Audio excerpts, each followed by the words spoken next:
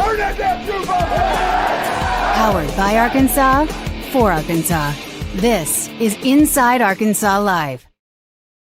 Good afternoon, everybody, and welcome to Inside Arkansas Live, the best damn daily sports show in the state. It is a beautiful Friday, September 19th. We are one day away, less than 24 hours from Arkansas versus Memphis kicking off in the Liberty Bowl. It's going to be an exciting weekend, and we're going to get you primed for it. Going to touch on that matchup a little bit, look at some other college football games with our friends over at SARACEN, and answer all of your chats, of course. So we appreciate you for being with us here this Friday afternoon. As you can see, John Neighbors is not here. Curtis Wilkerson is not here, although that may change in the near future. I'm joined by my good pal Dudley Dawson, a very similar age. Dudley, how are we doing on this beautiful Friday? Yeah, they've let the wild child and grandpa loose on the show today. We'll see how it goes, won't we? Yeah. Well, I'm excited for the weekend, man. We always reach the point, and I always tell people, like, I got into this business so that I could talk about sports, so I could talk about ball. Obviously, I would rather there be a game every day. Everything in between the games for me is just kind of icing on the cake, and we kind of have to do it because we have to, and we have to talk about what Hunter Yurachek said. We have to talk about what Sam Pittman said. If it were up to me, we would just be playing games all the time. But it is weird that this week I feel like we haven't talked a ton about the actual game because there's just so much going on, and that's the way of the world. I mean, Arkansas versus Memphis in and of itself isn't necessarily going to create headlines. But as we get closer to this matchup, Dudley, I feel like there are more stakes here than maybe people realize. And last week, we kind of knew this is a big game. This is a huge swing game that's going to kind of determine Arkansas's season. But as we get closer, we're now less than 24 hours away. I don't think fans realize how much is at stake. Because, I mean, a loss in this game, as we all know, would go a long way.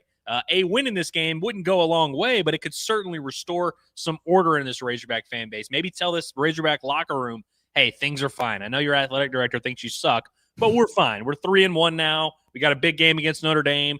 I think it's going to be huge for Arkansas to kind of rebuild some of that momentum because we've all had that Notre Dame game circled. But as we get closer to this matchup, Dudley, I feel like Arkansas is getting not a ton of respect nationally, and I'm not saying they should. I feel like Memphis is getting a ton. I mean, the spread is still a touchdown point spread. It's at -7 now for our friends over at SARACEN.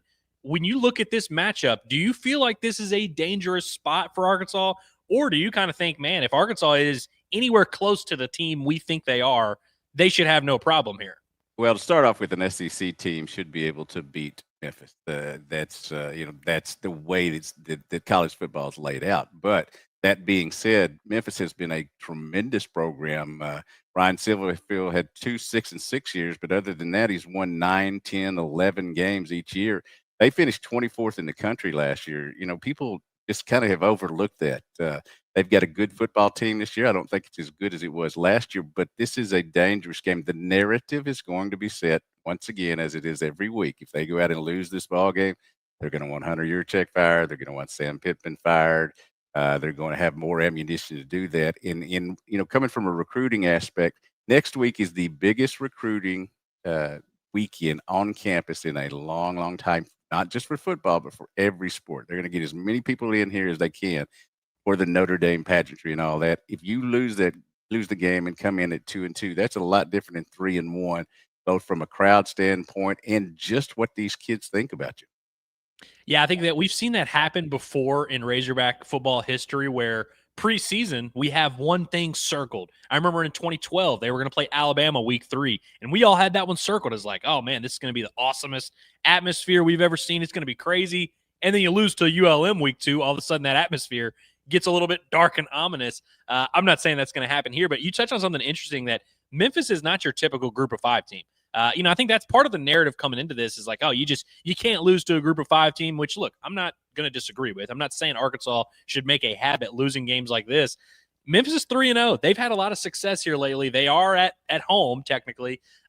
It's not the same as losing to a ULM or losing to North Texas when they weren't even that good, or Colorado State on the road. It's not as egregious, but to your point, nobody's going to want to hear that. Nobody is going to want to hear, well, this Memphis team was actually pretty scrappy if Arkansas winds up losing here. And so I think the question everyone's kind of been asking is like, hey, can Sam Pittman afford to lose this game? That conversation, I think we all kind of agreed, not really. You just can't lose this game.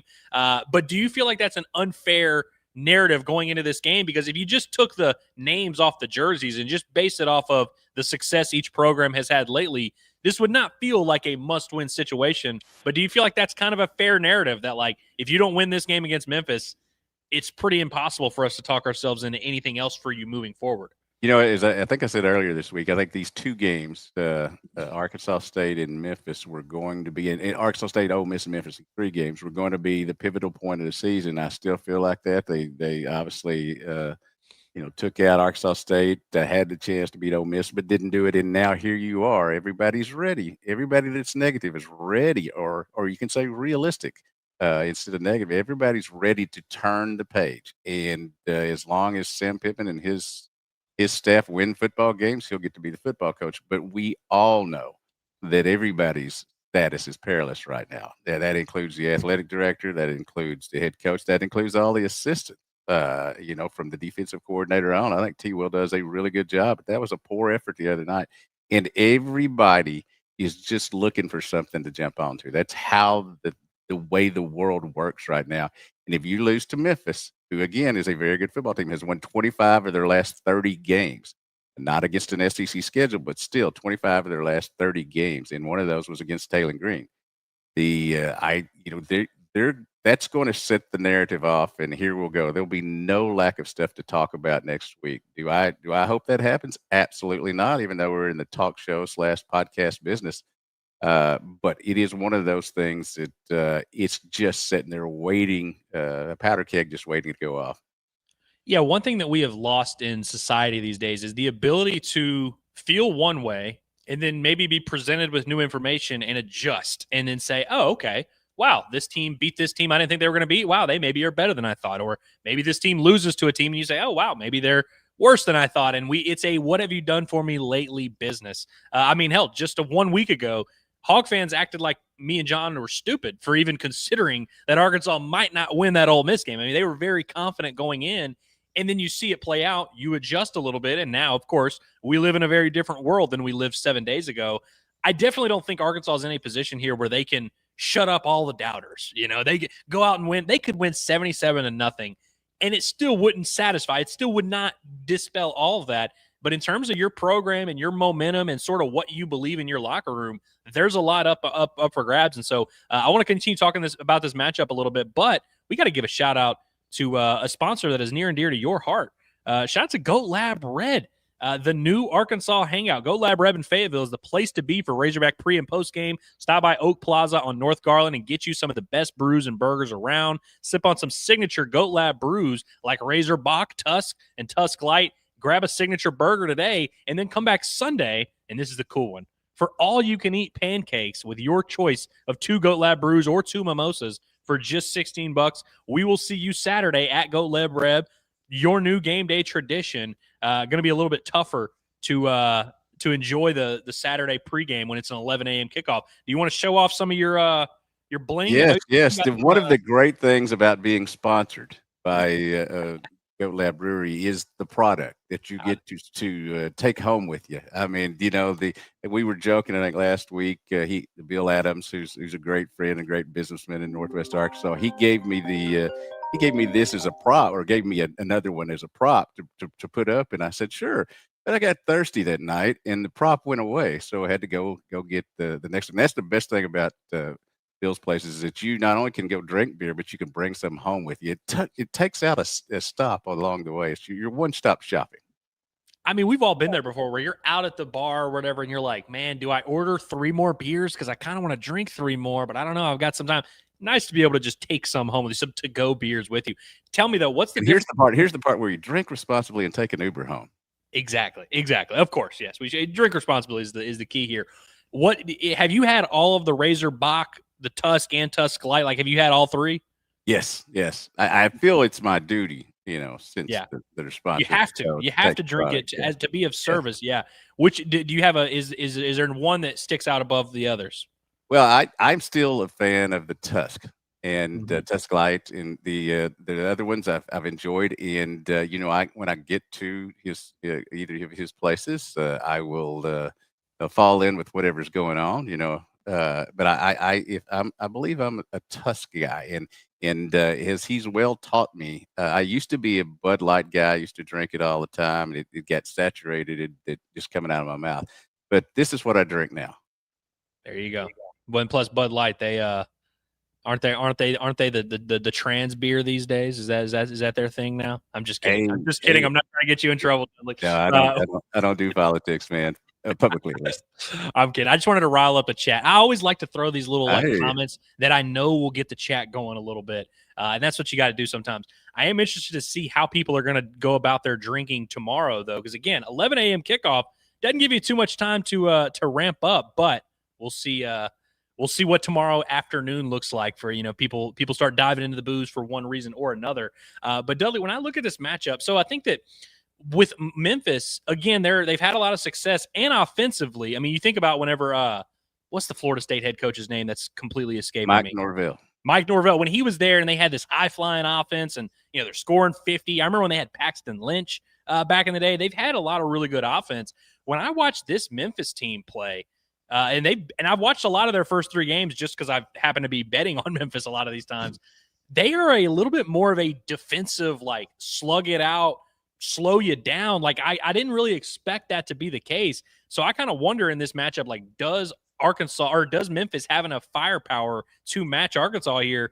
As much as we all love Taylen Green, and we are well within our rights to love Taylen Green, I look at this, and when we talk about disrespect nationally, I think Arkansas having one of, if not the best quarterbacks in the SEC that is firing on all cylinders, only being a touchdown favorite over Memphis, I kind of think that's disrespectful. For you, is this game as simple as, hey, Taylen, you're a senior in year 2 under Bobby. I know that you're not responsible for the defense, but if you are that guy that we're supposed to remember and have this awesome year and really believe can go toe-to-toe with the SEC, you just can't lose this game. Is that fair or foul? I think that's fair. And you have a situation where Memphis has not given up many points, but it's been because of the opponents that they're playing.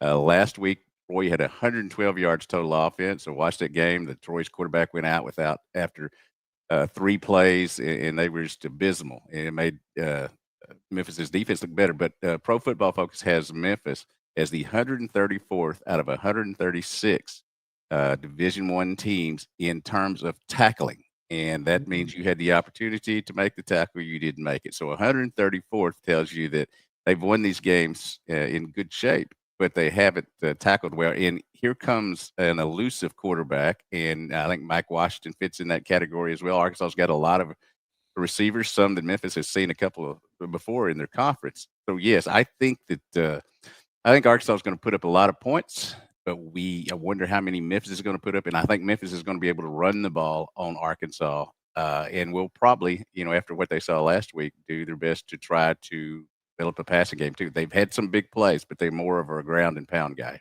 this year. Yeah, I was looking at some numbers. Their quarterback, Brandon Lewis, he's got 55 completions on the year. 44 of those completions have been inside of 10 yards, and 17 of them have been behind the line of scrimmage. He's completed more passes behind the line of scrimmage than he has beyond 10 yards, which is kind of crazy.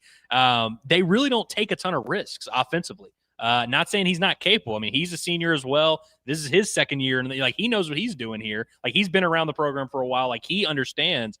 I just don't think they're going to take too many risks. And I look at the other side and I see Taylen Green and sort of the dynamic, explosive nature of this Razorback offense. And I wonder if Memphis is going to be able to keep up. All that being said, though, I think we could all agree it would take Arkansas's offense underachieving here for them to run into some trouble here in this matchup. And, hey, Memphis, you mentioned the defense. On paper, outside of the tackling, you look at it and you're like, oh, man, this is the best defense Arkansas has faced. I'll be interested to see what the difference is between Ole Miss, Memphis defensively. I mean, talent-wise, you would assume Ole Miss has a better team, but will Memphis really be able to throw some things at this Razorback offense? But I always come back, and this is where the chat, I don't want them to yell at me.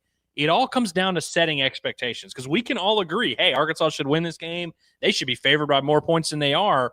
Well, then if they don't take care of business, we have to be able to adjust to that. And hey, if you're one of those people, and I see a lot of national guys that are like, hey, Arkansas's in trouble here. Josh Pate's picking them to lose, and everybody's kind of looking at this seeing the red flags with Hunter Yurichek's comments, some of the things Sam Pittman said about the defensive staff. I think nationally there are a lot of people who think Arkansas's in trouble, well, then you also have to be able to prepare to adjust if Arkansas comes out here and makes this matchup look beautiful. You know, if they come out here and just run it up on Memphis. But I'm going to ask you, Dudley, is there anything tomorrow in a win for Arkansas? In a win for Arkansas, is there anything they can do that would really convince you moving forward that they're in better shape than we thought? And hell, you may think they're in good shape now. Even though I have much respect for Ole Miss, Memphis, Ole Miss, and Memphis, the one thing about Memphis is, again, it's a program that has been very good on its level. I think that they have the opportunity. If this was a game in the past couple of years when they had a passing offense, that they'd probably light Arkansas up, and I think it might be a little closer. I do think Memphis will take some shots down the field. You have to, after watching that tape last week. But I get why the national pundits and all that are moving away from Arkansas, because we all watched that game. We all listened to what the AD said earlier this week. We've all listened to things around the state that people have talked about. This is what they expected, I think, although they got excited about the first two games. But this is I'm going to be honest about that. I think this is a turning point for Arkansas. They're lucky that it's not the Memphis teams of the past few years, but they most certainly can get beat.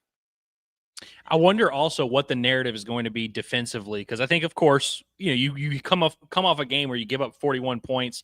We all knew that there maybe were some weak spots or some question marks with this Razorback defense, but I think a lot of Razorback fans, of course, were surprised to see that and taken back by it and disgusted, whatever words you want to use. I wonder, narratively speaking, if Arkansas comes out and let's say they hold Memphis to 10 points and they just kind of control the game 31-10, cover the spread without a shadow of a doubt, will Hog fans really buy that? Will they say, well, you know what, now we have a good defense, and Sam Pittman said they needed to clean up the communication. That's all they needed to do. Now we're all set. I wonder if people are going to buy that, if we're going to come away from this game feeling any differently about Arkansas's defense. And I know that may sound ridiculous, but we see it happen all the time where you're as low on your team as you possibly can be, and then all of a sudden they win one game, and now you're looking at Notre Dame, who's 0-2. Maybe they got a bout with Barry Odom and Purdue, and you're kind of like, man, Arkansas could win this game. I think that's kind of my big question moving forward is like, will we see something tomorrow, especially defensively, that changes our opinion of this team? Because I think we all are pretty aligned in this offense is dangerous. This offense is explosive. This offense can go toe-to-toe with a lot of these SEC teams. The defense is kind of going to be what gives them trouble. I'm not breaking any news here. I don't imagine we're going to completely dispel that narrative tomorrow, but I would love to see this Razorback defense come out, make Sam Pittman look like a wise guy for being like, hey, it was just a communication issue. We made some adjustments. We were better in the second half. Now let's carry it into this game. But for you, do you kind of see any path to that where we maybe view this Razorback defense in a completely different light? No, just straight out, no. What I do think is that it's not going to change the mind of anybody that's on one side of the fence or the other side of the fence. If Arkansas goes out there and wins 40-10, which I do not think will happen, then I think that people will say, well, you were supposed to do that against Memphis, even though Memphis has been as a quality program, since Ryan Silverfield's been there. But if they lose the game, then everybody that's on the other side of the fence will say, we knew. The one thing that if I was a fan, which I'm not, and make that clear, but if I was a fan, the one thing I'd want to see is better effort in the secondary, and I want to see more aggressiveness. If you're going to go down in flames, I want it to be being aggressive. Don't sit back there and just let them pick you apart and all that. And I think we all know that people were just running wild last week as Ole Miss wide receivers, and maybe it was coverage, but I think that was some effort. And you go back and you watch that tape, and people just weren't playing with the technique they needed to, and that's on T. Will. He knows that. He'll step up and take care of that. He's been a real good defensive coordinator at all the spots he's been. Was it a blip on the radar? We're about to see, because these are the same type athletes that Ole Miss had last week at wide receiver. Yeah, no, I'm with you, man. Now, I want to take a look at some of these other games in college football, because believe it or not, there's actually a kind of loaded 11 a.m. slate. And as we know, the place, if you want to watch college football and you want to bet on college football, bet SARACEN, the number one sports betting partner in the state of Arkansas. Again, that is not my opinion. That is an objective fact backed up by numbers. They are the place to do it. And if you want to sign up today for new users only, there's been a lot of misconception about this. if you are not currently a user, you can sign up today. If you use this QR code that is on your screen right now and use the code INSIDEAR at checkout, all it will take is one $25 bet will get you $125 in bonus bets, which is, I mean, just a deal you can't pass up. You place one $25 bet, you get 5 $25 bets. A great deal for new users with the Bet Saracen Sportsbook. They always have great specials with the Razorbacks. You can bet on literally every college football game, every NFL game. You can bet on cricket. You can bet on tennis. There is no shortage of fun for you to have over there. We appreciate them for all they do for us here on Inside Arkansas and Inside Arkansas Live, the Bombastic, all of the above.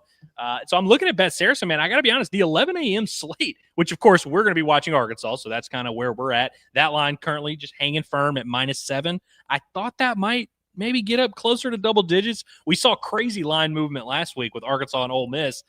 Did not see a ton of that today. You've got the I guess it's the Sonny Dykes Bowl. Did he coach at SMU and TCU? Mm-hmm. Yeah, you got the Sonny Dykes Bowl, TCU and SMU. That's in Fort Worth. TCU -6.5. Kendall Browse. We'll see if his squad's got going anything. Got anything? 125th game between them two, I think I read. So what? The 125th game between those two. Think about That's that. a lot of games. That's a lot of games. I wonder who owns. I guess SMU probably owns the lead, right? Yeah, bet on it. Yeah. Well, either you also at 11 a.m. and again, Arkansas, Memphis at 11 a.m., SMU, TCU, like that alone, like that's 2 solid games right there. But you've also got Texas Tech at Utah, which I think might be the most compelling game of the week there. Utah is very good at home. I love watching Utah. I love betting on Utah. I get a little nervous when they go on the road, but they've looked pretty good on the road so far this year. Texas Tech, I don't know what to make of them. Everyone just assumes, hey, they've spent $25 million on their roster, and now they figured it out. You've got Joey McGuire, who apparently is a huge Razorback fan over there, but they've beat up on some cans early this year. I don't know if I can see Texas Tech going into Salt Lake City and beating Utah.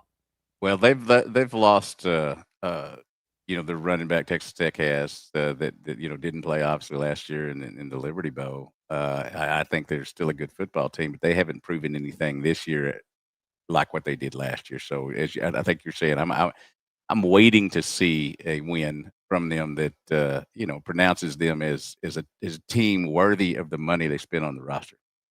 Yeah, I think this would definitely qualify as that. If you go into Utah and you beat that team, and with the way they've looked this year, I love Utah's quarterback as well. I love that Utah is one of those teams that, like, I don't have to do any research on their roster. When Kyle Whittingham's there, like every single year, I know exactly what Utah is going to be. I know exactly what they're going to look like at home. A few other games of note around the country. So Auburn, Oklahoma, I feel like is maybe the biggest swing SEC game going on this weekend. That's going to be at 2:30.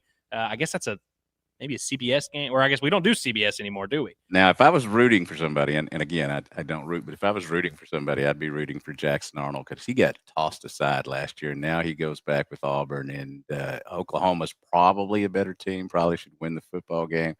But, that's a kid who way back in the day wanted to come to Arkansas. Oh, really? How badly did he want to come to Arkansas, and why didn't he? He had some relatives that used to be here, and a lot of that was mentioned that and he's talked about it. Same way with Spencer Rattler. You remember who was the quarterback? Who I guess now is with New Orleans. He also had wanted to come this way. Isaiah Simmons, another. I remember the Isaiah Simmons story. Yeah. There's a lot of them we could talk about, but yeah.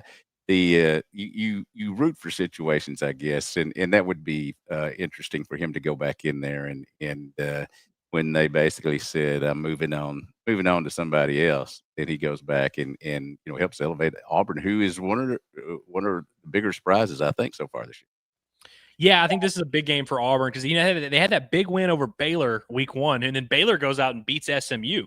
And now SMU, we can talk about how good or bad they are, but I think Auburn is a team that coming into the year, people were declaring a dumpster fire. They had all these weird quotes coming out about the OC, and they're going to have a different play caller for every down. And Hugh Freeze was like openly displeased with their quarterback situation. And so it's like there were some red flags of like, man, this thing could blow up really fast here at Auburn. You're 1 win away. You go into Norman and beat that Oklahoma team, which, by the way, has looked awesome. Already has a big win over Michigan under their belt. And they've got a pretty damn good quarterback in John Mateer. In fact, if you look at every SEC quarterback list, a lot of them have Taylen Green at number 1, literally. And if he's not at number one, it's John Mateer at number one. And so I feel like this is a big moment for him as well to kind of show, hey, I am that guy. Oklahoma, we are no longer, in a little bit of a lull. Like, this is a big chance. I mean, Oklahoma for most of my lifetime has been a top tier program. I feel like this is a big game for them to assert. That line is at 6.5 in favor of Oklahoma. Another big SEC game that I think is another just very interesting one because it's so early. We don't really know anything about all these teams. We've seen them play. Some we've seen playing some big matchups, but like you still learn so much. Missouri, South Carolina, I think is a big one. South Carolina, of course, coming off of a beatdown against Vandy where Lenora Sellers goes out. Missouri has been kind of, I don't want to say like they've looked awesome, but they've looked awesome. Like they really have. I think their quarterback's dangerous. Missouri is 9.5-point favorites here at home against South Carolina. That line kind of jumped out to me where I'm like, Missouri should be favored. No doubt about that. Who even knows? I think Lenora Sellers is listed as probable. So we'll see what that looks like. But is South Carolina getting too much disrespect for your old friend, Shane Beamer? Well, I know Vanderbilt has certainly elevated the program in the last couple of years. Diego Pava, the quarterback, has, I think he's thinking about suing for an 8th year now or whatever it is, even though he's still in his 6th or whatever. I do think that that one got away from them. They were in shock when Lenora Sellers went out, and I'm not sure they were that bad a football team. But Missouri, and both of these head coaches are different birds, is how I'll put it. The Missouri has been a quality program since it got into the SEC. I didn't think they'd have this much success, but they certainly have. They certainly have dominated Arkansas to the point that, that's the one you put an L on at the end of each year until they actually win it. I think Missouri is going to win this football game, but I think South Carolina, especially if Sellers is back, and it sounds like he's trending toward starting, that it will be a close game. But Missouri's quarterback, who I didn't even going to try to pronounce, the backup guy has come in and done a wonderful job, and now he's Wally Pipped, the baseball player who got drafted by the Dodgers. Yeah, how about that? There's a lot of Wally Pippin going on. Who else got Wally Pipped the other day? Oh, well, I mean, Arkansas helped won with Austin Simmons. He got Wally Pipped the other day. And speaking of Austin Simmons, Ole Miss hosts Tulane. Now, this is one that I think a lot of Razorback fans are going to have their eye on for a lot of reasons. One, if Ole Miss goes out there and whips Tulane 52-10, it's going to make you feel a lot better. Whether it should or not, we will all kind of be like, okay, you didn't get diced up by a bad team or a bad program or anything. Tulane's dangerous, man. John Summerall's doing a really good job there. Of course, Willie Fritz. I'm a huge Willie Fritz fan. He had done a great job there before. Ole Miss, 11.5-point favorites at home over Tulane. I think this is going to be a fascinating game because I think Tulane is very much good enough to compete in this game. And I think some Hog fans are maybe going to see that and see Tulane keep it close and maybe within 10, and they're going to say, man, we must suck. I don't think they should feel that way. I think that's a really fun game. I think Ole Miss and Tulane have played a lot here lately. That's an intriguing game in my opinion, in my humble opinion. What is that game again? That's at 2:30. That's and it's in. Well, you'll know how you feel about your own team before that game comes on. So that'll play into the narrative as well. Yeah, absolutely. A few other ones just to touch on real quick. Nebraska is an underdog at home against Michigan. That's an interesting game between two historic greats. And I don't know how close quarterback for Nebraska. Yeah. I mean, you got Mahomes at quarterback. You should be able to win that game, I would think. And then honestly, there's really not much going on outside of that. It's not a star-studded college football slate. Like, I don't even know what's the I guess you got Florida and Miami at night. That's going to be kind of the big 6:30 game. Also got Illinois, Indiana. Florida, Miami. You think Florida, this is kind of like it's weird because they're coming off a performance against LSU that I thought was fine. But I feel like with Billy Napier, man, it's like the snowball's just already going downhill a little bit. They are 9-point underdogs at Miami. Do we see any last little hoorah from Florida? I don't think so. I mean, I think Miami's a really good football team. And I think this is just, even though, again, I know I say this a lot, but Billy Napier, when he was recruiting here in Arkansas for Alabama and all that, to try to get Michael Petway, by the way, and Traylon Burks as well. But he's a guy that I think is a good football coach, but he's in a situation where they expect greatness all the time. He won his way out of getting bought out last year. I'm not sure he can do that this year with the schedule they've got. And this one is I think it'd be better served for him to have this game toward the end of the season instead of right up here in a stretch where they are running around with pitchforks down there. Yeah, it's tough. I feel bad because he had the cool quote at SEC Media Days where he's like, "Spot the ball. We're good. Just spot the ball. Let's play." It doesn't look as cool whenever you lose a lot of the big games, but I do kind of feel bad for him because I've been a Billy Napier hater, but it's like, man, that schedule they have to start the year, I don't know any coach that would really do well coming into those circumstances. Folks, we're going to get into your chats here in just a minute. Don't worry, we're not abandoning you. We're going to get to your chats, and I've got a very good surprise for you on the other end of this. But I want to talk to you about our boys over at Hickey and Whole Law. Divorce and custody cases are just too important to try and face alone. Let Hickey and Whole Law provide you with persistent and diligent representation to help guide you through the entire process. They've handled thousands of family law cases and have experienced nearly every scenario that may come up. The foundation of a strong attorney-client relationship is honesty and trust. Hickey and Whole Law prides themselves on building relationships with their clients, providing honest, principled advice and representation. Hickey and Whole Law have offices across the state of Arkansas in Fayetteville, Fort Smith, Little Rock, and Mena. You can call them today at 479-434-2414. You can check out their website, visit hickeyandwhole.com, or scan the QR code in the top right corner of your screen. It's Hickey and Whole Law. The best is yet to come. All righty. We've got a very special announcement. Let's get his music queued up. Cameron's not here today, but I'm gonna do it myself. Down. There's Curtis Wilkerson. He's back. He's back from dad duty. How we doing today, Curtis? What's up, y'all boys? Doing good, man. Hey, the problem with that whole spot the ball thing is that Billy Napier's quarterback thought that meant spot it to the other team 5 times in one game. And That's the only problem right there. Another kid I thought was going to be here, DJ Lagway. He made several trips here. Looked really good for a while. Him and the Kansas State quarterback both were in the same class, and Arkansas was trying to get both of those. And but yeah, there was so much hype around him. Then he threw the 5 interceptions. Some of them which wasn't his fault, but others that were. So I think Arkansas really lucked out in that regard by getting Taylen instead of those two. Yeah. Well, Curtis, I want to ask you, because we are less than 24 hours. We are 22 and a half hours away from watching Arkansas play Memphis. I want to get a feel for where your vibes are at. Now, I know you've been all over the place. You've got so many things going on. But are you in the situation where you're like, because we did the Hunter Yurachek conversation earlier this week. We reacted to Tim Pittman's comments. We did the big picture analysis of the program. We've talked about the matchup a little bit. Are you going into this Memphis game like with anxiety, with like excitement? Are you just ready to watch some football and talk about that? Where do you feel like in terms of stakes for Arkansas, how big of a moment is this 11 a.m. in the Liberty Bowl tomorrow morning? I think it's only a big moment if they lose. I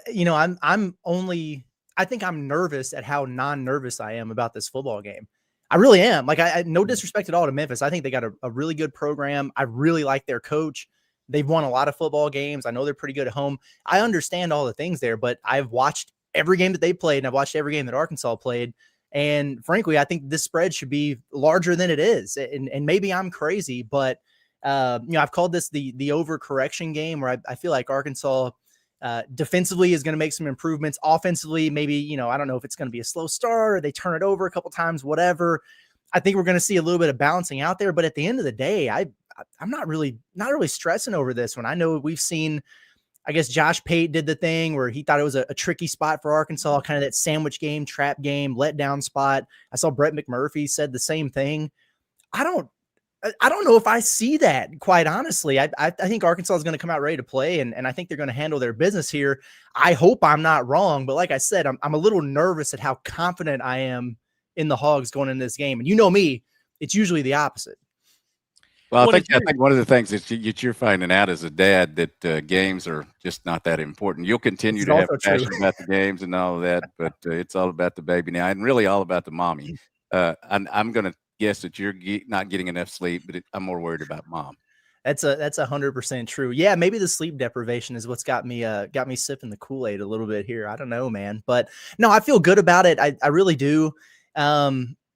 And yeah, I mean what I say at the beginning there. I don't think that this is a huge moment for Arkansas or for Sam Pittman or anything unless they lose this football game. It's like I've seen people do the thing. Is this a must win or is it a can't lose? You definitely can't lose it. I mean, that's disaster area, but I have felt way more concerned about other games than this one here. And maybe I'm crazy because I know, haven't they beat Ole Miss in there a couple times over the last few years or something? Like they've got the goods for it, but I also feel like those were different teams. Like if this was last year's Memphis team with that quarterback and, everybody that they had there, I'd be a little bit worried about a shootout and all that potential. But right now, I don't, are they going to be able to match scores with Taylen Green? I don't know, man. I'm not thinking they are.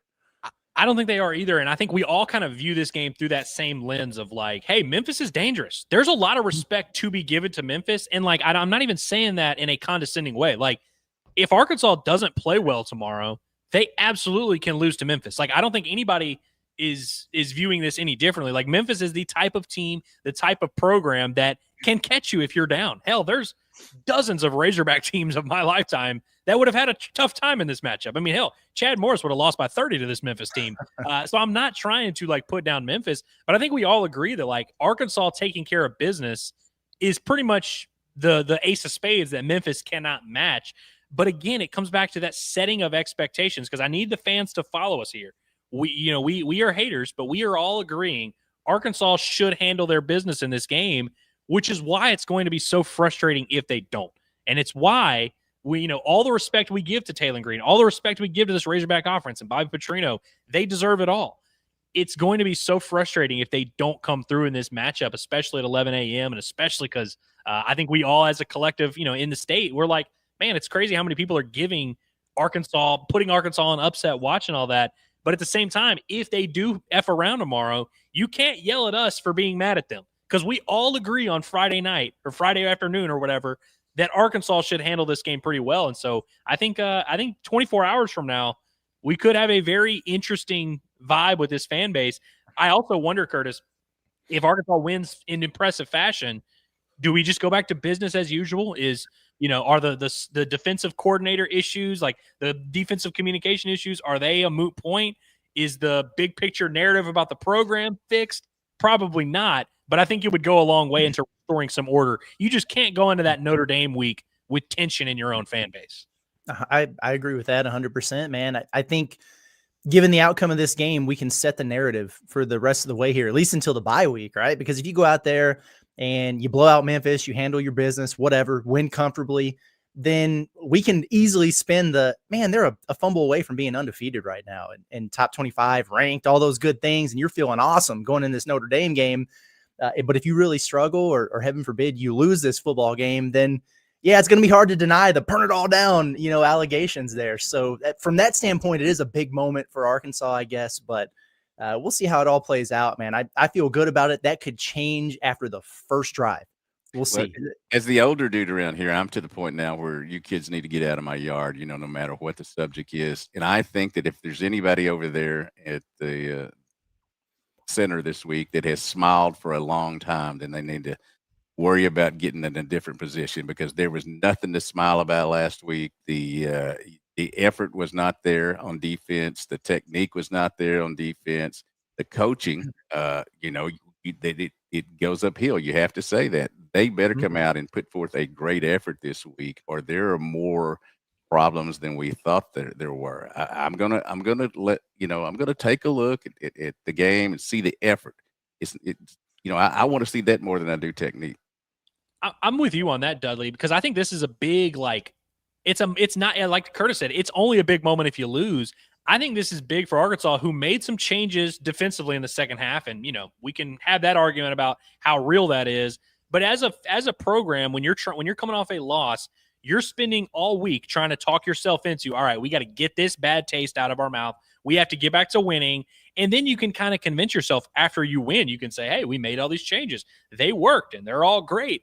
All that is a moot point if you come out here and stink in this one. So as much as I think, because I think when people talk about this game nationally, they say it's a letdown spot or, well, it's a trap game because you're coming off this big matchup with Ole Miss and you have this big matchup with Notre Dame losing. I don't buy any of those things as real excuses because to your point, Dudley, what the hell could you be looking forward to? You just got you didn't get your ass whipped. On defense, you got your ass whipped. You just had an embarrassing result that, you had a game slip through your fingers. You shouldn't be looking ahead to anything. You got to go out there and win. You got to go out there and play and get back to restoring that order. And hey, your own athletic director's taking shots at you. Arkansas should have no lack of motivation for this game, and they're in a facility that they like playing in. So I'm kind of with you, Dudley, where it's like I don't buy into these narratives of like, oh, well, Arkansas is focused on this or they're focused on that. It's like, just go out there and beat Memphis, man. We're not asking you to move mountains. Just go out there and beat Memphis and look good doing it, and then we can kind of talk afterwards about what we need to fix, what we need to do differently. Yeah, my dauber would be up, as the coaches used to say back in the day. Not only has people not talked enough about the game that happened and the game that's coming up, your administration has talked about how you can't win. I would be pissed off as hell if I was a football player. Number one, because how I played on defense, and number two, because I'm not getting any support from anywhere, not from the fans, not from the administration. So it wouldn't take me long to get a targeting penalty. I mean, how often do we see athletes do that where they're like, they kind of use what people say to fuel them? All the greatest athletes. I mean, LeBron consistently saying, oh, people have doubted me. People don't think I'm good.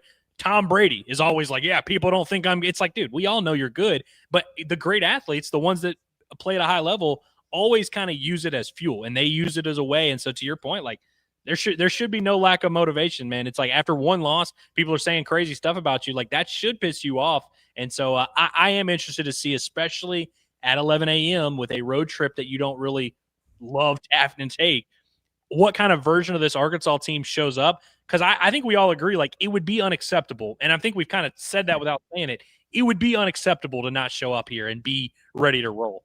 100%, man. Yeah, the stars are aligning for Hunter Yurachek to get the assist on this win for pissing everybody off. But yeah, I don't buy the letdown stuff either. You just had your letdown. I don't buy the looking ahead to Notre Dame. They haven't won a football game yet this season. So focused on the task at hand. They've got every reason to be that way. I don't want to hear any of that nonsense, sleepy 11 a.m. stuff. Oh, we had to travel again. Nah, man, just go out there and play football. You're better than them. Go out there and show it. Yeah, I'm going to disagree with you on one thing now. The players and the fans may not, look forward to a great road trip, but every time I went to Memphis, it was a great road trip. I only lived 70 miles from there growing up, and I like that. It was tremendous. I learned a lot about life on the street. Have we decided what we think the split's going to be for this crowd? Dudley, I was hoping you might have an answer on that, because I have no idea. I don't know what a Memphis home game looks like. I don't know what they normally have in there. I know there's a lot of Hog fans that are either in Memphis or have a quick route to Memphis. Is it crazy to say it would be 50-50 split, Hogs versus Tigers? I should have checked. I think it's going to to that. I should have checked on it. Is the stadium finished yet? The last couple of times been over there, they've still been working. I think there are plenty of people in Northeast Arkansas who grew up and who, this is an opportunity to come see them much closer than going to Fayetteville. Growing up, I saw more Memphis football games and more Arkansas State football games than I did Arkansas games in Fayetteville because it was, the roads and all that. So I think there's a segment of the population that welcomes that game, that they'll be there. So I would guess it's going to be like 50-50. And if you look at the ticket sites and that, it seems to be like a lot of people are selling. I mean, let's be honest, this isn't Notre Dame and Miami from the 90s. Yeah, fair enough. Hey, I mean, listen, Razorback fans, this is your house. You got to go protect your house. You've been to the stadium more times than you've seen your family members, some of them. I mean, you were just there in December. Like, we've done this song and dance before. You got to go protect your house. I kid for the most part. I know you guys don't want to hear that. But what were you going to say, Curtis? I was going to say, did you see the tweet? I retweeted it yesterday, but the Memphis reporter that was like, yeah, it's crazy that Taylen Green has more starts in the stadium than Memphis' starting quarterback. It's just where we're at now. So, yeah. And he's 1-1. He's 1-1. Memphis beat that Boise State team that had him and Aston Genty. And I know that Taylen got pulled at some point in the game and then went back in. But that's a good information stat right there. I like that. And of course I put it in one of my stories. I love it. No, I love that. And that was we'll call that a character building moment for Taylen Green. That's where he went from boy to man, getting benched on the road at Memphis. That'll teach you a lot about life. Hey, and don't forget Don't forget the wide receiver that ran that caught several touchdown passes, just kept on running into the transfer portal. Yeah, old Desmond James. I wonder if Desmond's going to be getting the Cal coaching staff. He's like, hey guys, we got to go play in that Liberty Bowl, man. I got to get back there. But no, that is interesting that like Taylen has kind of maybe already exercised that demon, because I'm sure he thought about that when they played in the Liberty Bowl. But now it's time for him to like really face, what, to your point, Dudley, was probably one of the worst moments of his career, honestly. And so it'll be very interesting to see like kind of how Hog fans embrace that atmosphere. And when it's 11 a.m., man, all bets are off. But we want to hear from you guys, the Razorback fan base. And so we want to get into our chat, and sponsored by Basis Health. Basis Health, which is changing the way healthcare is delivered by providing mobile medical visits at the comfort of your home. A doctor will come to your home for urgent care, primary care, IV hydration, and more. Basis Health, they are here for you when and where you need them the most. Learn more at basishealth.org today. So appreciate everybody for tuning into this. This is a unique episode, I would say, of Inside Arkansas Live. When it starts with Andrew and Dudley, and now we got Curtis mid-doctor visit coming in to save the day. But we appreciate everybody for tuning in here, and look forward to hearing what you knuckleheads have to say. Shout out to Cody James, our guy, our big basketball guy. Just dropped a $1. I don't know if there was a follow-up, but you're the man, Cody. We appreciate you. And speaking of being a father, Case Harrell, one of my favorites in the chat, says his second daughter was born about 3 hours ago. Now, this is right before noon. Congratulations, Case Harrell, man. Like that's awesome. I got to be honest, I'm kind of questioning why you were hanging out with us. But I'm sure he's finding time in between dad duty and such. But that's awesome. That's big time. Yeah, congratulations on that, man. And you are proving Andrew's theory from a couple of weeks ago, right? That you have a baby, maybe you're taking a little paternity leave or whatever. That should be a time where you're listening more. Like you've got the babies crying, whatever, but for the most part, you're just kind of sitting around, unless you're changing a diaper or whatever. Baby sleeps like 18 hours a day if you're lucky. Early on, you should be tapped into everything that Inside Arkansas has going on. So good on you, Case. I hope the wife is okay with it. I'm sure there's some grandmas, aunts, other things that are involved there. We've got a daughter in Colorado that one day is going to have a baby, getting married next year, and I won't see my wife after that for a while, I'm sure. Yeah. Yep. Somebody will take care of it. That's a good mentality. It takes a village. No, you might as well put that to use day one. Andrew Pick says it's the second kid. Who cares about it? I mean, come on now. That's as child number 5 of my family, I'd take exception to that. Like, come on, if that's what we're going with. But it's honestly not completely untrue. I'm an only child, so I tend to agree a little bit. I don't know. We'll see if we have any more over here. Hey, have you done the Walter Christmas lighting read yet? I have not. You want to crank that bad boy out? Well, they're here, but I just want to throw it out there. Like, Brett, if you're passing my house right now and you think Santa really on the roof, no, it's Brett. He's putting up the lights for Halloween outside the house right now. I'm pumped about it, and I just want to throw that out there because the man told me a couple of weeks ago when he sent me some mock-ups or whatever of what he was thinking about doing. He was like, "Yeah, I'm thinking like the 18th," and I was like, "Okay, sure, that sounds great." And sure enough, he texted me yesterday and was like, "Hey, I could be here, today, tomorrow, whatever." And then he's here. He's a man of his word. So we're excited to see what it looks like. But want to give him a shout out, and we'll see what it looks like tonight. Will I have the spookiest house on the block? I hope so. But shout out to them. You'll probably have the spookiest house on the block for at least a couple weeks, because I bet there's some people that are waiting. Which, by the way, I'm big on, because I see people shame people. Oh, you're putting up your Christmas lights. It's mid-November. What are you doing? If you're gonna have a cool light decoration, you might as well get it up there and have it be there for as long as possible. If you've got the biggest Christmas tree on the block, are you going to wait till December 21st to put it out? Get that sucker up there early. I'm almost positive I went to watch a UFC card at your house, Andrew, in like October last year, and that Christmas tree was already up. Yeah, you are right. You are right. Okay. Right. Hillary got so excited she bought a new one, and then she was like, "Well, I bought it. We might as well put it up." And I'm like, "Sure, yeah." I'm with you. Speaking of Case Harrell, the now 2-time father, he also says Memphis is his second favorite team. I'm from West Memphis, in parentheses, and they were my saving grace during the Chad Morris era. I wonder how many Hog fans have this kind of relationship, that are like, you know what, I obviously love the Hogs, but I'll cheer for Memphis. I don't know if I've met many people like this, but this is interesting. I was a Dudley, were big you excited? I was a big Memphis State basketball fan growing up. Okay. Back there when they played tape delayed, they put the Memphis games on tape delay, and you could watch them on Channel 10 at 10 o'clock at night. Larry Finch and all those guys. I mean, it was great basketball back in the day, and that was before Channel 7 and Little Rock started putting the Arkansas games on. So yeah, that was my team back there. I didn't realize they had football back then though. Love that. Yeah, love that. Paddlefish here says that Josh Pate said Memphis plus 7.5 is one of his best bets for the week. I tried to tell you guys this, man. Listen, and I love Josh Pate. I really do. Like, I mean, he's crushing it. I saw him on with Colin Cowherd yesterday. He did a pod with Colin Cowherd. He's crushing it, and he does a great job. But these national guys that get behind your team, it always is so fun, right? When you see the national guy that sees you and sees value in you, if you make those national guys look stupid, they will gladly hold that against you. And all of a sudden that narrative changes real quick. And I mean, Josh Pate 2 years ago, everyone was like, man, he loves the Hogs more than anyone. And then you burned him. And so now he's a little bit anti the Hog a little bit. I disagree with Josh Pate though. I do not think that I don't know how that could be one of the best bets of the week. I mean, if you want to just kind of throw it out there as a keep an eye on this one or some food for thought, that's one thing. But best bet, I don't know, man. Maybe I'm missing something. It's entirely possible that I'm just an idiot and I'm overlooking something here, but I don't see it, man. I gotta be honest. One of the greatest days of my life was somewhere in my 30s when I decided I didn't care whether people liked me or not. I was just going to do what I wanted to do. So freeing, and I still don't. Yeah, one day we'll get there. Me and Curtis, we let the chat mentally dominate us all the time. We just get so worked up by take pride in it. People to argue with us or argue for us. We basically we need everyone to view the world through the exact same lens that we do.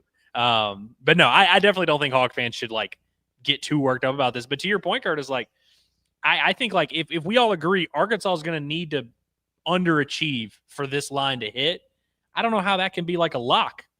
I mean, Arkansas is very capable of not playing well, but the line is almost so small that it's like fishy to me. That happens to me sometimes when I'm betting on games that are not Arkansas. Like if I see a line and I'm like, oh, I think this team should be favored by 5 and they're favored by 12. I'm like, wait a minute, what? Like something weird's going on. I'm at the point now where I think I missed something. Me too. Camo Game wants to know what was the sim score last night. Well, it was at 28-26 was the final of our simulation. Yeah. Shit show, by the way. We had quite the time.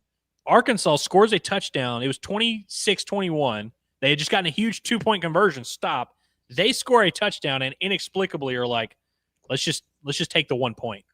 We're good to go for a 2-point lead with 2 minutes left in this game. Luckily, Memphis paid it right back to them and wound up having the clock expire before they could get lined up for the field goal. It's just people get crazy in the Liberty Bowl down there on 2-point plays, don't they?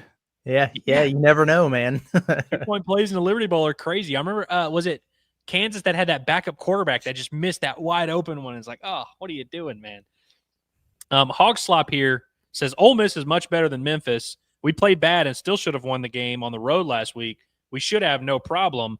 Do y'all buy this like line of thinking of, hey, Arkansas basically was in a 50-50 game against Ole Miss on the road. Memphis is worse than Ole Miss. Why would Arkansas not win the game? I honestly, will it happen? I don't know. But the line of thinking I feel like is kind of valid. Yeah. I mean, I get it. It's kind of a styles make fights thing too, though, for me.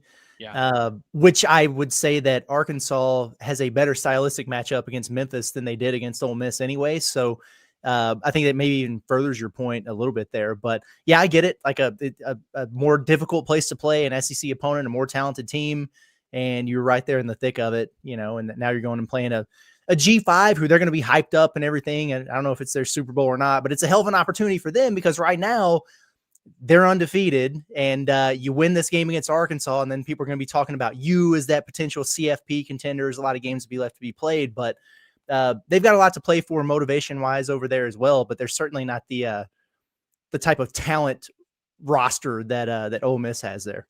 One of these teams has the opportunity with a win this game to catapult itself into the 12-team bracket and all that. The other is trying to survive. The one that's trying to survive better get out there and play with a sense of urgency. Mm-hmm. Yeah.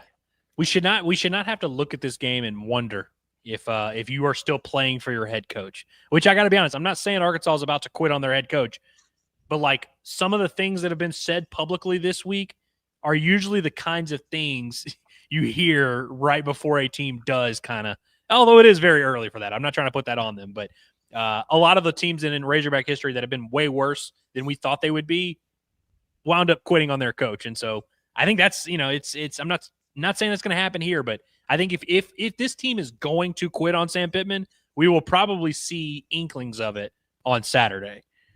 And I think John Sullivan here has the correct way to view this. It's not a must win, but a definite can't lose. And there is an important distinction because there's nothing that you get for winning this game. We're not even going to really congratulate you that much if you win. Although if you make us look like smart ball knowers by winning in impressive fashion, we'll give you some props. But like, this is one of those games where the risk far outweighs the reward. You just can't lose this one. It's that simple. Well, winning an argument. One of the reasons that my beautiful wife, Patria, and I get along so well is that I know full well when it's time to punt on third down. I don't have to win the argument, but I'm not going to lose it. So I'll just punt and go to bed. And that's one of my favorite things, punt on third down, and it has worked well for me. Women love that whenever you just hit them with the, all right, yeah, you're right. Yeah, no, yeah, you got it. You're good. They hate that. We were talking earlier about how to drink tomorrow because it's 11 a.m. Do you wake up at 8 and get hammered? Do you wait till after the game and then maybe drown your sorrows? Nico has a suggestion, and I love his profile picture here. He says, you got to smoke a blezzy. You can only drink during night games. Do either of y'all know what a blezzy is? I don't.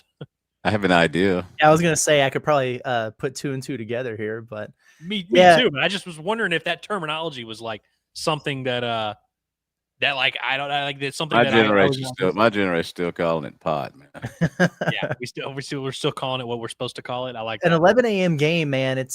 I agree. It is a little bit tough. I probably will still partake, but for the most part, it's just this game now is going to determine how I drink the rest of my Saturday. That's the way I look at it here. So happy beers, sad beers, but the truth is it's going to be the same beers regardless. There's football, baseball, and softball for me to cover tomorrow. I'll probably wait and hold this till the end of the time. There we go.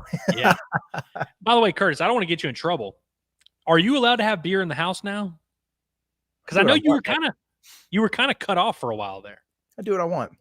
Okay. I mean, now that is true. That is true. I really haven't been for the most part. It's weird. You know what I mean? When you're it's kind of up 24 hours a day with the little kiddo and everything like that. But no, I had a brew last night, had a brew a couple days ago. So it's been good for me though. Cause a lot of people go into dad bod mode, but my beer consumption has gone down like 300%. So I've actually lost weight since the baby came around. So that's a silver lining there. But I think dad bod summer is over though. It's true. Yeah. I mean, I got to start packing them on for the winter to stay warm, man. But no, Saturdays still for the boys. And yeah, we'll be having some cold ones for sure. Have you been able to run at the rate that you like to run? Not at the rate that I like to, but been mixing it in a little bit. Okay. I like that. Heartbroken Hog, shout out to him for being a member for 3 months. We appreciate Heartbroken Hog. I'd say one of our most loyal listeners, one of our most consistent chatters. And we appreciate him. He says, after the loss, there should be no hint of a trap game here. This team should have something to prove. Memphis doesn't have the dudes to slow TG down. I think Heartbroken Hog is spitting a lot of facts here. I don't think trap game works when you're coming off a loss. I think if Arkansas had beat Ole Miss, maybe I would have. Like if Arkansas had, not fumbled and they win that game there, I think this would be more of a trap game. The fact that they lost, it's like you don't really have time to be trapped. Well, some would say it could be a trap game for Memphis. If they didn't show up and play like they wanted to, but it seems to me like it's their Super Bowl and they get it, and that's the way you should approach it. And I know Arkansas is not approaching that, but again, I'm going to say you better play with a sense of urgency, or you're going to come home with an L. Yeah, and they don't. You're right, Heartbroken Hog. They don't have the dudes to slow Taylen Green down. The thing about Taylen Green, when he gets slowed down, it's usually because he slows himself down. And so if Arkansas comes out there sloppy or, like whatever, the offensive line isn't focused, all it takes is one guy to not pick up a blitz or one missed assignment or, one poor read or whatever. And then boom, you have a turnover, a pick six or something like that. That's the kind of stuff that can change the trajectory of a game. So you don't necessarily have to have the man-on-man horses to slow a team down like this. Memphis won't be able to do that to Arkansas, but if it's a combination of them being opportunistic and Arkansas giving them those opportunities by coming out a little sloppy or slow or sluggish or whatever, that's how a game like this could get pretty interesting on you in a hurry. Yeah, and I see a lot of people doing the thing where they're like, yeah, but I mean, can Arkansas slow down Memphis? And like, listen, that's a perfectly valid question. I just don't think even the best case scenario for Memphis would not be them scoring 50. Like, I don't even think they're going to attempt to score 50. I think they are going to keep away from Taylen Green, milk that clock, run the ball. And I think it's fair to say, hey, this Arkansas D-line, will they be able to stop the run? That's a very valid question. Memphis has run the ball for over 200 in each of their first 3 games. Arkansas's run defense held up pretty well. So to the point you were making earlier, Curtis, from a matchup standpoint, this is a lot more ideal. That doesn't mean Arkansas is going to play well, but I think there's just a different level of firepower that Memphis can't match that a Lane Kiffin offense could, that, a quarterback that you didn't have time to prepare for could, and that Taylen Green can and most likely will. Our guy Finch is putting some high expectations for this game. He says, y'all know what? I'm just going to say it. If Taylen don't put up more yards versus Memphis than he did at Ole Miss, I'm done with him. This is interesting. Well, it was the first time ever a quarterback at Arkansas had 300 and 100, 300 passing, 100 rushing. So I guess he's not only got to do that, he's got to do more than that, or else Finch is done with him. Finch, what if it's a blowout and he doesn't even play in the fourth quarter? Come on. He said what he said. This is Heisman or bust from Finch, man. Yeah, I like that. Well, we're gonna get to some more of your chats, but Curtis, in honor of Brett being at your house, we got to tell our boys about Walter Christmas Lighting of Arkansas. We are getting closer to the holiday season, evidenced by the fact that Curtis is literally getting lights put up at his house as we speak. Halloween's just around the corner, and I know you love getting into the holiday spirit, but you might not have the time or resources to light up your house and wow the neighborhood. Well, luckily for you, Walter Christmas Lighting has you covered this fall and winter. If you're in Northwest Arkansas or the River Valley, have them install and set up your house with professional Halloween and Christmas lighting like you've never seen before. They'll provide the materials, they'll do the install, they'll offer you free maintenance throughout the holiday season, and they'll come take it down for you in January. And if you sign up for your Halloween lights, you will also get your Christmas lights for 50% off. Text our guy Brett for a free estimate. Wait till he's done at Curtis's house. 479-459-1380. You can also check out their website at walterchristmaslighting.com or like them on Facebook by scanning the QR code on your screen. It's Walter Christmas Lighting of Arkansas, your local holiday lighting experts. A few more chats here. And again, appreciate everybody for tuning in with us on this free-flowing freestyle Friday here.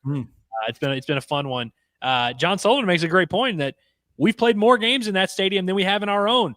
2 of the last 5, only 1 in Fayetteville. This is actually insane. I don't know what to say, man. We get those jokes every day about, like, could Arkansas play in the Liberty Bowl 3 times in one year, like one 365-day period? Yeah, they could. This is why I didn't want to go to the Liberty Bowl last year. You remember when they announced the game, Andrew, and we went live and we were talking about it, and people were getting really pissed off about us because we were like, really? The Liberty Bowl? Man, I'm not going to that. Yeah, it's just because we knew we were going to be right back here in September. You know what I'm saying? It is crazy how that's worked out. But, play the cards that you're dealt there. I wish this coincided with – I wish it was a little bit later in the year. It would have been pretty sick if it could have been like Friday night, that Arkansas-Memphis exhibition game, basketball game for St. Jude, and then Saturday you have the football game. Just make it one big Arkansas versus Memphis weekend. That would have been cool. But whatever. Play this game today. And then men's basketball will be down there in a month. And then Arkansas football will be back there in December. And, just make a second home of Memphis. Yeah, I'd have gone over there on Wednesday. I'd gone through Newport and said hi to friends and all that. And then, you can get in trouble or you can get excited at 4 o'clock on a Bill Street, just like you can at 4 a.m. That's exactly right. Yeah, we will never run out of opportunities to go to Memphis. So I'm kind of with you, Curtis, in that I don't get excited when things get announced and it's like, hey, Arkansas's going to Memphis. I'm like, again, really? But I do think and I don't know if it's confirmed yet. I think I'm going to the exhibition game, by the way, the basketball game. So I like it. I've got my Memphis trip for the year planned out. Do not make me go again. And speaking of driving to Memphis, Trailer Park Sark says he drove through West Memphis one time and he came out of there with 3 tires. Has this ever happened to y'all? No. I drove through West Memphis a lot of times, but yeah, it's same here. I mean, I drove through it, go to Memphis all the time, and I knew exactly where to stop and where not to stop. Yeah, it's like a little map where it's like got the X's in certain areas and all that. I like that. And Trailer Park Sark follows up with, y'all remember Tejada making that OT kick in the Liberty Bowl game in 2009, 2010? Yeah, I believe it was January 2010. That was his first make of the season. I was at that game, and good Lord, that was the coldest I've ever been. Y'all know those little like packets that'll like heat hand warmers is what they call them, and you like shake them up, and then they're supposed to be warm. Those stopped working with about 30 minutes before the game kicked off.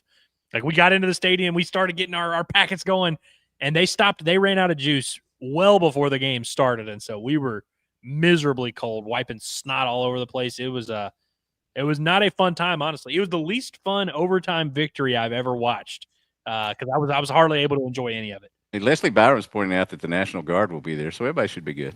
Oh yeah, I forgot about that. That's what's the National Guard doing there? Tell you after the show.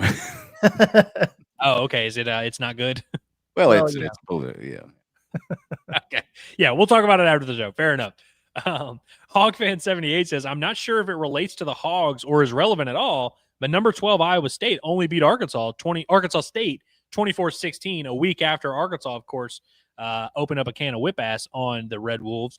Did y'all? So I didn't watch a ton of the game, if I'm being honest with you, because I was busy watching other games. Watching Tennessee, Georgia, I felt like that was the cooler one.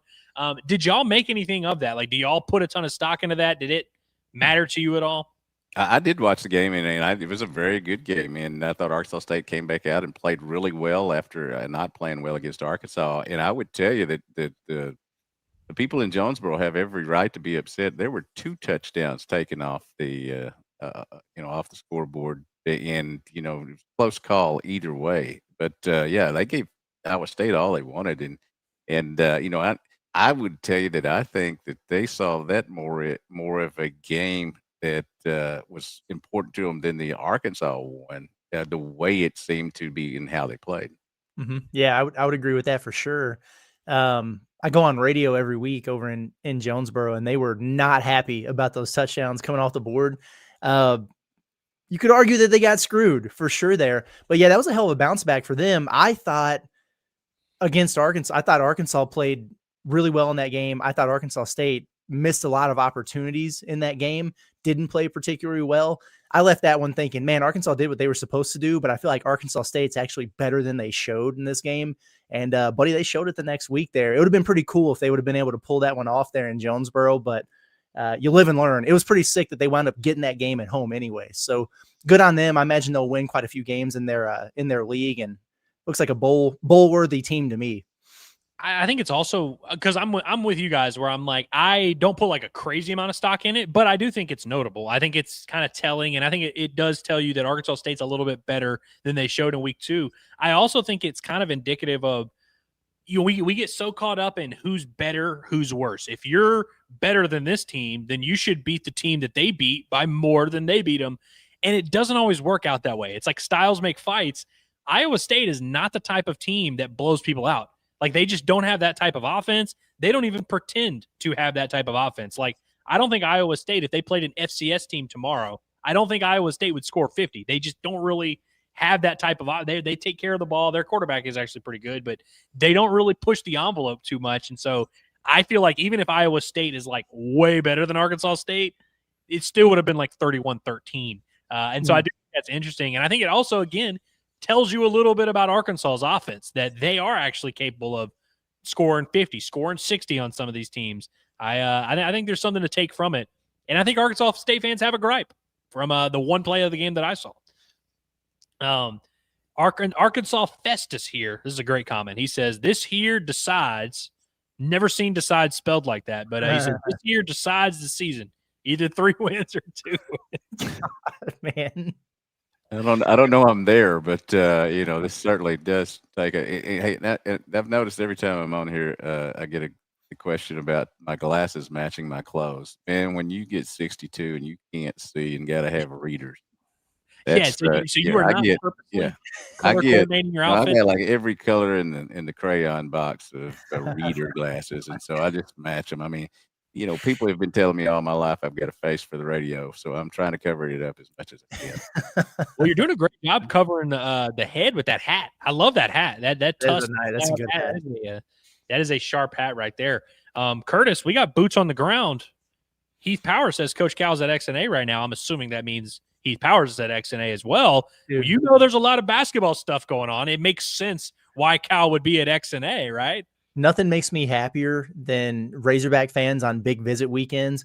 I remember when they hacked into, I can't remember if it was the Dallas or the Atlanta airport security cameras to find Grant Nelson before he flew in for his Arkansas visit. Insane the way people do that. I had somebody DM me a little bit earlier. He was like, "Hey man, I'm catching a flight, but I was able to snap this picture and send it to me." And it was big Arafan Gian, the 7 foot, 280-pound center, number one center in the class, getting into a car. He was getting swooped up by the coaching staff earlier today. He's a large human being. They are not gassing up the roster stuff there for sure. But that's awesome. And then now you got this from Heath. Coach Cal's at XNA right now. If Coach Cal's at XNA right now, he would be picking up Jordan Smith Jr., who's the number one guard in the 2026 class. So it's honestly, and we talked about it on the pod, the Palace today, Arkansas has had some really strong recruiting classes. They've had some really good prospects commit. Eric Musselman did a great job, kind of broke Arkansas through with some consistency with 5 stars, McDonald's All-Americans and all that. John Calipari comes over. He's been doing the same thing, but it's rare that you get a week like this. I mean, Tay Kenny's here. He's the number one point guard in the class. His visit wraps up the next day. You got the number one center in the class and the number one combo guard in the class pulling up. It's wild. So over the course of 72 hours here, you've got 3 elite level 5-star guys. We'll see how many of them Arkansas gets, but there's no shortage of star power here for this basketball program. I saw Jalen Williams is in town at the practice facility. I'm sure that's, not just a coincidence there. And I know they're rolling out the red carpet. Literally, somebody sent a picture of a red carpet rolling out of the practice facility also. Why would they do that? I don't know, but this is pretty cool, man. And we've gotten to the point here where Arkansas just keeps bringing in 5 stars. They keep bringing in top 10 prospects, and it's just to be expected under John Calipari. People don't get as fired up about it as they used to. You talked about the other day, Andrew, like when Kajani Wright made his visit under Eric Musselman. It was like the first 5-star visitor like that you'd had, and who knows how long. And it was such a big deal that he was just coming on campus, and you knew there was no chance Arkansas was going to get him. And now, like last weekend, you had Abdou Toure come in for a visit, and he's a top 30 player in his class, and everybody's just kind of like, okay, all right, yeah, so whatever. And you got these kids coming in today, and it's like, oh yeah, well, that's nice. Let's see if they get them. But I think that's a good problem to have. Like when the expectation is you're getting players like this on campus, and you're expecting to land a few of them every single year. That's where you want to be as a program, and that's kind of what you should expect when you have a guy like John Calipari coming over. So very cool stuff. Haven't been in the program since 1981 with Arkansas basketball, and then covering it after I got out of school. I would say that not every coach and every head coach went to meet the guys at the airport. Of course, it was Drake Field when I first started to cover them. But it's good to see that Cal is out there, and I think that's so important. The first impression because they're going to get off the plane and then they're going to drive through Highfield, which is a great place. But there is a player in the NFL that who I called when he visited Arkansas, and he said I was a little worried, when I was driving through all these farms and trees and stuff. And then he said I saw a giraffe, and I thought this is cool. I thought about it a little while, and next time I drove out to Highfield, I saw it was llamas. And the dude had seen llamas and thought they were giraffes. So I guess he hadn't visited the Miami Zoo. Let's say that. I love that. That's pretty good, man. Dudley, you mentioned how long you've been covering. You've been covering just Razorback sports, Razorback recruiting. Could you have ever imagined, like 20 years ago, if I had showed you this visit list and showed you where everyone was ranked? Could you have ever imagined this, like, not even being like that big of a story? To Curtis's point, like it's it's notable, but it's like we're kind of used to this. 20 years ago, this would have been like we would have moved mountains to be like, holy cow, this visit weekend is happening. Is it crazy how desensitized we are? Yeah, I think so. Coach Sutton had some great classes, but they also were not of the caliber that were ranked like this is now. And Coach Musselman and Coach Richardson, certainly after the national championship, was able to bring in a class that was close to being number one. It was one in some polls, close to being others. Not everybody made it here, but the excitement and level of competition that or level of competitors that Coach Cal is bringing in is exactly what they want to happen with football. All these sports are great and all of them are winning, but football remains the cash cow. You hope that somebody in the situation here steps up and becomes the John Tyson or whoever else you want to throw in the mix in terms of that's where in football is going to get better, is when somebody who has money cares about it. 100%. Yeah, that's the answer, as opposed to hoping that they put a bunch of rules in place and people follow them with the rev share Third stuff. lane, baby. Third lane. Exactly. Yeah, I live in that third lane, so I hope that they join us over there.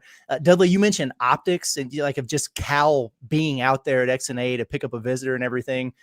Shared this story on the Pod the Palace earlier this morning, but I want to share it here too because it's another thing that I love from an optics standpoint. But Big Arifon, the number one center in the class, he's visiting Arkansas this weekend.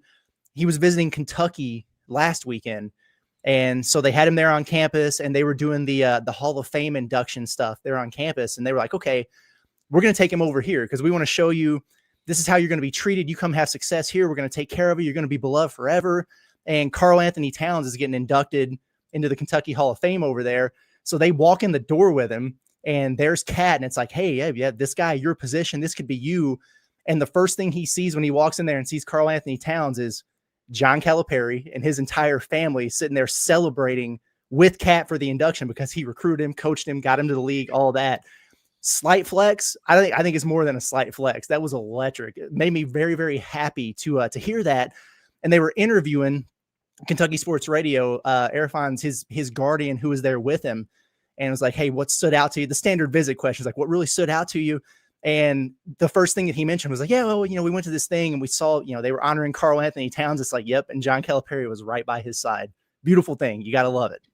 Yeah. The only thing that's happened this year that with the great people they have coming in is you didn't have the home football games to show them. I know. That's a big thing. Yep. Yep. You have one every month or so. I mean, is that not enough to move the needle? But Curtis, I love how synonymous, and it's one thing to just have recruits and have these guys that came through your program, but Cal is so tied to those guys. When you think about John Wall, you think about Cal. You think about Karl Anthony Towns, you think about Cal. You think about all these guys, Shea, and it's like I don't feel like it's the same. Like for instance, I don't think there's anybody that the Arkansas coaching staff could sell and be like, hey, Joe Johnson, he came here. I don't view him as a synonymous of oh yeah, Joe Johnson, he's tied to Nolan Richardson, or I don't really view it that way. But Cal has that type of appeal where it's not only do you know those guys played for him, they played for him because he is John Calipari, and it's awesome, man. Shout out to our guy Quinn, who has a super chat here in the chat. We haven't heard, we don't hear from Quinn as much as we want to. We love hearing from Quinn. He's been busy in the streets arguing with Oklahoma fans all week. And Quinn, I want you to know we got your back, buddy. We have been supporting you. We hate those guys just as much as you do. I hope, and Dudley actually said he was cheering for Jackson Arnold this week. No. I said I'm cheering for the narrative of Jackson Arnold. I don't cheer. No. Dudley, you better be careful. If you make it clear at all that you are not 100% in with Auburn, Quinn is going to scream. But Quinn's our guy. We appreciate him. He says he's here in Norman for the Auburn-Oklahoma game. War Eagle. Hey, best of luck, Quinn. Seriously, man, that is a big game, and I think Auburn's not getting enough respect, honestly. Take care of yourself out there, Quinn. Yeah, you've been fired up on social media, man. I'm a little bit worried about you. Not that you can't handle your business there if you need to, but there's going to be a lot of sauced up Oklahoma fans. Just be careful, man. We're thinking about you. And get the dub. If you guys get the dub, then relish in it, but stay out of trouble. Was it last year he was getting into it with Alabama fans? He was telling us after that basketball game down there. Short fuse. But hey, he'll be in Fayetteville soon. But I do hope Quinn comes back for basketball. Cause we got to get him here for basketball. It's not going to be as fun with football.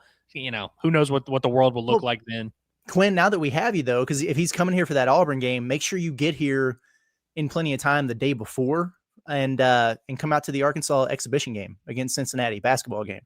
It's the night before, man. So I do. That is good. yeah, I like make a that. trip out of it, brother. Yeah. That'd be fun. And if it helps with Quinn, I've got 2 Auburn fans staying at my house that weekend that are friends of mine. There we wife go. And so we'll go. We're going actually to Eureka on Thursday to spend some time over there because of Friday and Saturday activity. That'd be fun. Are you gonna go to the hotel? Oh yeah. Oh yeah, I like that. I've only been to Eureka Springs once, and I didn't get to do all the cool stuff. I just went and had dinner there one time. But I want to give a shout out. It is a great place, and I can hide there a little. Yeah. Yep. Yeah. No, not like in Fayetteville where you're a celebrity, where they're knocking down your door and there's a mob asking for you all the time. Well, I don't know about that, but I do watch myself here. Well, Yeah. You can act however you want to act in Eureka Springs. That's the case. I want to give a shout out to my sister, my actual sister. My family calls me. My sisters are the only people in the world that call me Drew, and I've told them since I was a child that I hate it. I absolutely hate it. It irks me when people call me Drew, but they do it. But she follows up with a nice message for you, Curtis. Says, "Happy for you and your family, Curtis." Well, thank you. Appreciate her. It's always funny to me, because obviously I've got a lot of family members, and you assume your family, they're all watching everything. It's always funny what catches my mom's radar. It's never anything that I do that catches my mom's radar. She'll be like, "Oh, hey, John did a devotional the other day. That was cool." And I'm like, the heck? And then my sister, Carrie Beth, she reached out to "Oh, hey, Curtis had a child. That's awesome." I'm like, I'm also doing I work. exist. Yeah, I exist. Jeez, what's going on, man? Quinn did follow up with another super chat. He says he's getting there on Wednesday. So he's going to have a full week for action for the most part. That's good. I am happy about that. We will definitely make it worthwhile. He follows up again and says Wednesday, Thursday, and Friday, y'all are gonna have to take me out to party. Well, I think we can do something like that. John's Rush chairman though, isn't he? Yeah. Oh yeah. He 1,000%. Rush chairman, stepdaddy, all those things. Yeah, I like that. Woo MF Pig wants to know if we are going to still get a pregame show tomorrow. I need my people to drink with in the morning. You are going to get a pregame show, and it will be coming out an hour earlier. We normally put it out at 9. We go live at 9. It will be live at 8 a.m. since there's an 11 a.m. kickoff, not a ton of time in between. But, yes, there will be a pregame show, and it will be great. And you guys need to do a better job, by the way, in the chat of when we're doing these pregame shows, throw your predictions in there. Throw your player challenges in there. Throw your bold predictions in there. Because the whole point of us doing these live now is because, we hold ourselves accountable after the game for the stuff we say. If we're idiots, we call ourselves idiots. If we nail it, we pat ourselves on the back. We want to get you guys more involved in it. Don't be afraid of getting called out. You guys call us out in the chat every single day. It's only fair that we have that opportunity too. So I want to see a lot more challenges, bold predictions from this show tomorrow for sure. This is in this week's edition of least surprising reports I've ever heard. She says, Tamara says, KSR had Goodman on their show. All he did was backstab Cal. Made me mad. Yeah, you get those two groups of people in the same room. That is a very anti-Cal panel right there with KSR. I don't know if Matt Jones or not, but them and Goodman, that's about as much Cal vitriol as you can fit in one room. I will say this. It's no secret. If you've been around me, he's one of my least favorite people of all time. I liked him back in the day when we both started covering recruiting, but and if you hear this, you know this. Yeah. Oh, yeah. I like that. Here's the interesting thing about that too. I was somewhat surprised that they got picked up by On3 over there. I understand they're picking up literally everyone at this point, but right away he put out the false report on the kids from Wofford getting suspended by the NCAA. And then, he was the one who was putting out all that information yesterday. Did you guys see that about Mark Pope and Pat Kelsey getting into an altercation outside of Tay Kenny's house, who was just here for this visit? Like the recruiting period opened up on the 3rd or whatever it was. And so coaches will do a thing. It's like, oh, my priority, I'll be there at midnight, the stroke of midnight to walk into your house and let you know that you're my priority. And I guess Mark Pope was scheduled to go first, but he was running a little bit late. So Pat Kelsey just ran up in there before him, and then they had words about it. And Goodman he put out all the details of this altercation and everything. I don't know if that's something these coaching staffs would really want out there. So we'll see how those relationships continue to evolve or devolve, because he's had kind of a knack for it going in the other direction there. Yeah, I like that. Last chat that I think we can get to before we start sending everyone on their way on this beautiful Friday. So Chris here says, if our defense gets it together, we'll have a good season. If our offense will score in these games, our defense needs to finish them. And I see this, and of course, makes sense. But I want to ask you guys, when he says our defense gets it together, what does that mean? And obviously, they need to play better. They need to not allow 41 points. But I want to ask the fans in general, just like, what is it specifically that you think is going to happen that's going to take Arkansas from a bad defense to an average defense or a good defense? Like, is it as simple as, getting the communication, getting these guys set up like Sam Pittman says? Is it going to be a complete schematic shift? Are they going to do the rush 3, drop 8 thing? Although I don't know if that works this week. Is it going to be benching guys in the secondary and putting in someone like Selman Bridges? I'm not saying the defense can't get better and can't improve. I guess I'm just wondering, like, what big picture changes people are expecting to happen that's going to drastically change the success rate of this defense. Well, it's interesting to me that after the first signs of weakness there against Ole Miss, that the answers have been kind of to simplify everything. Usually when you start hearing that, it's like, I don't know how I feel about that. 3 weeks into the season, it's like, oh yeah, we really need to take a step back. We're trying to do too much. We got to simplify some things. We just got to let the guys play. Do you have the horses from a talent standpoint to do that and find more success? Maybe they do. But some of the things that Sam Pittman's talked about in terms of getting lined up quicker, some of it's like effort and hustle related, and that's interesting. And then everything else he's saying is communication based. And you wonder, okay, like, this is an issue the first scrimmage of the year, and we've been continuously talking about that. So how do you shore it up? Is it by simplifying things? I don't know. And then you look at some of the other stuff where it's like Chambliss at times, he was just throwing deep fades, just getting one-on-ones, throwing deep fades, and their guys were just better than ours in certain cases. So there's a lot that they have to work on here. My hope is that if David Oki is back and he's healthier and he can play a bigger role, that you can take a little bit off of Cam Ball from the just sheer snap count variety, just give him a little bit of help, because that depth, man, on the interior defensive line especially is going to be very problematic for him. The further along we get into this season, it's attrition, man. And those guys are going to be running out of gas late in games later in the year. But at the end of the day, for me, it's like, we can talk about the secondary all we want to, but unless you're able to find ways to get a more consistent pass rush, and it doesn't always have to come off the edge. I know they tried some things with some linebackers and everything else last week against Ole Miss. They didn't find any success. You got to be able to harass the quarterback a little bit more to make life easier on you and potentially force some turnovers. Like, this is a defense that I think is going to need some takeaways. There have been years here recently where Arkansas give up a ton of yards, and they're very, bend but don't break, or bend and break right in half. But they could come up with some takeaways, get some turnovers, and that could kind of hold you over. I don't know in the SEC, and we'll see, because I know some quarterbacks have been struggling or whatever, but if this is going to be a defense that's going to be able to consistently throughout the course of the game generate stop after stop and 3 and outs and win field position battles because of it, maybe not. I know we're only 3 games into the year, but I didn't have a whole lot of confidence from that standpoint after what we saw on Saturday. And some people may think I'm crazy because Arkansas gave up so many points last week and put up so many points. But I think this game Saturday, and we go back to look at matchups, I think is going to be decided on who is better on 3rd and short. And you go back and moving the chains, getting a first down each time, instead of giving up big plays, I think it's just going to be huge in this ballgame. That's how Memphis wants to play. That's how Arkansas needs to stop them. When they get them in a 3rd and 3 situation, they got to get them off the field, and they certainly did not do that last week.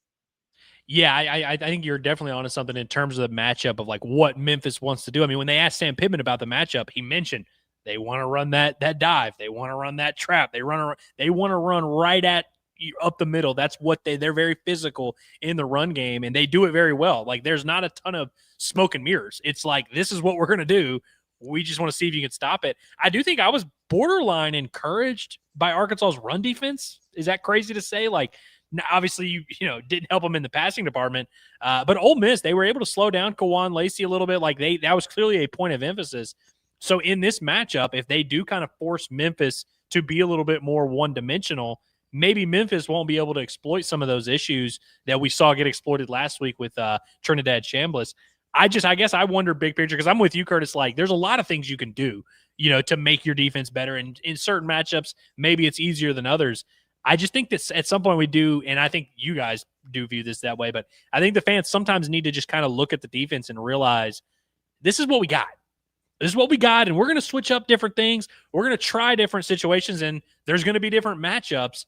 But I don't know if this defense is going to all of a sudden just be a different defense. But it is going to be interesting. I do think they will play better this week.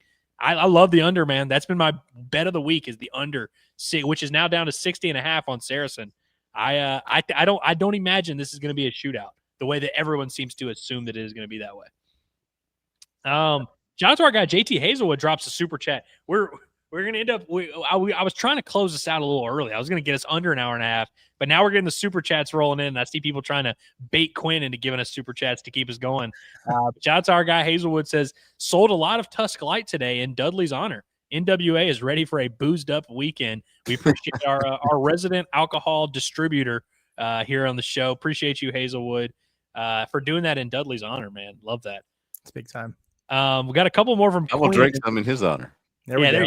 There you go. Glenn says, walked around Oklahoma's campus yesterday, only had one negative, was a guy in his car. He called me an idiot for wearing Auburn gear, flipped the car off.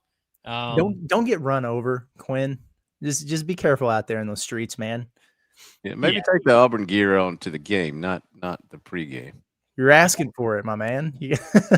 Also, for as nice as we are to Quinn, and we love Quinn, when I ask the defense question, he says nothing. Y'all don't have the players to be a decent defense. I would love to tell you you're wrong, Quinn. He would know because he's seen a couple of bad defenses at his place. Absolutely. I mean, listen, our Auburn changed T. Will's job trajectory last year. You remember that UAB game when Arkansas gave up a ton of points to UAB, and it was like, man, what are we going to do? This secondary sucks. I don't know. Then they played against Auburn, and they had 6 turnovers. Honestly, Quinn, we might need you to help us. You might be our way out of this. Well, guys, we've gone just over an hour and a half. We've successfully run the asylum as the inmates. We've done a good job here piecing it together. Curtis, I'm glad you were able to make it work. I hope you didn't have to do anything too crazy to get here in time to do the show today.